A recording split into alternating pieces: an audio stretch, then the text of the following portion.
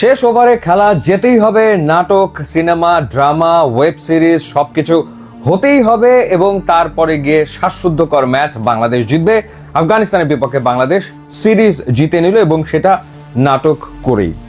একটা সময় মনে হচ্ছিল বাংলাদেশ খুব সহজে এই ম্যাচটা জিতবে যখন টপ অর্ডার ফেল করলো এবং যখন আসলে জাকের আলী অনিক এবং শামীম পাটোয়ারির ভেতরে 54 রানের একটা পার্টনারশিপ হলো এবং তখন মনে হচ্ছিল যে না, আজকে ক্যাপ্টেন জাকের আলী অনিক একটা ক্যাপ্টেন্স নক খেলবেনই, তিনি আসলে দলকে জিতিয়ে মাঠ ছাড়বেন। আর অনেকদিন ধরে রান না পাওয়া শামীম পাটোয়ারি তিনি আজকে ম্যাচ ফিনিশ করেই আসলে মাঠ থেকে বেরোবেন। যেভাবে আসলে তারা খেলছেন, স্পেশালি শামীম পাটোয়ারি যেভাবে ব্যাট চালাচ্ছেন, রাশিদ খানকে যেভাবে তিনি 4 মেরেছেন বা 6 মেরেছেন, তখন মনে হচ্ছিল যে ওই পার্টনারশিপে বাংলাদেশ আসলে ম্যাচ জিতে নেবে।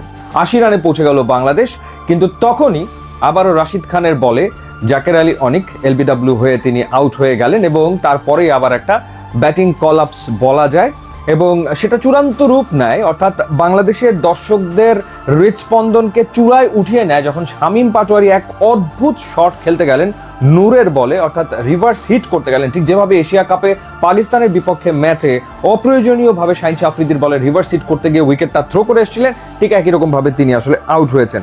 তারপরেও জাকের আলী অনিকের 32 এবং শামীম হোসেন পাটোয়ারির যে 33-22 বলে, এই দুইটা ইনিংসই মূলত আসলে বাংলাদেশকে ম্যাচে রেখেছিল, কিন্তু তাদের উচিত ছিল ম্যাচ ফিনিশ করে আসা। এরকম নাটক আসলে উপহার না দিলেও পারতেন এই দুইজন। পরবর্তী সময় যথারীতি সুপার ফিনিশার বনে যাচ্ছেন নুরুল হাসান চৌহান। আগের ম্যাচটা তিনি জিতিয়েছেন, সম্ভবত 22 রান করেছিলেন। এই ম্যাচে তিনি 21 বলে 31 রানে অপরাজিত থাকলেন। তিনটা দুর্দান্ত ছক্কা, 2টা মেরেছেন মোহাম্মদ নবীকে, একটা 4 মেরেছেন এবং 147.61 স্ট্রাইক রেটে তিনি ব্যাট করেছেন। তখনও নাটকের বাকি। নুরুল হাসান চৌহান তখন 24 রানে উইকেটে তিনি সেট।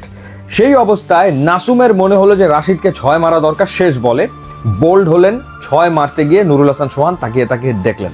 ব্যাট করতে আসলেন সাইফুদ্দিন এসে ওমর জাইয়ের বলে 4 মারতে গেলেন। নুরুল হাসান চৌহান তাকিয়ে দেখলেন এবং সাইফুদ্দিন আউট হয়ে গেলেন ওমর জাইয়ের বলে। রিশাদ হোসেন এসে ঠিক একই রকম ভাবে ছক্কা মারতে গেলেন এবং নন স্ট্রাইকিং এন্ডে থেকে সেট ব্যাটসম্যান নুরুল হাসান চৌহান তাকিয়ে দেখছেন যে অন্যদিকে একের পর এক উইকেট আসলে পড়ে যাচ্ছে। অ্যান্ড থ্যাঙ্কস টু শরীফ 6 বলে 11 রানের একটা ইনিংস তিনি খেলেছেন।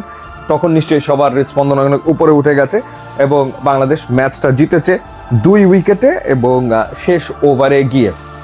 সো ডেফিনেটলি মিডল অর্ডারে একটা ক্রাইসিস আছে। তাওহিদ হৃদয় খেলতে পারেননি। সৌম্য সরকার কোথায় সেটা এখনো বোঝা যাচ্ছে না। তিনি দেশে আছেন না তিনি দলের সাথে যোগ দিয়েছেন কেউ আসলে জানে না। সো সেরকম একটা অবস্থাতে আসলে বাংলাদেশের মিডল অর্ডারটা একটু ভঙ্গুর।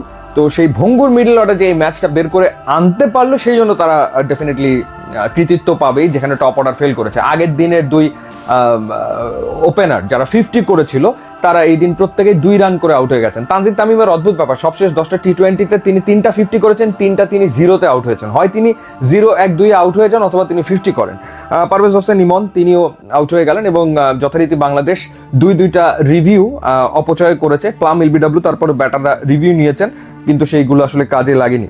যাই হোক, আর বোলিং এর ক্ষেত্রে খুবই বাংলাদেশ ভালো বল করেছে। ডিসিপ্লিন বোলিং আসলে ছিল একমাত্র রিশাদ ছাড়া। রিশাদ রান দেবে, লেগ স্পিনার রান দেবে, 45 রান দিয়েছেন, বাট খুব ইম্পর্টেন্ট 2টা উইকেট তিনি নিয়েছেন।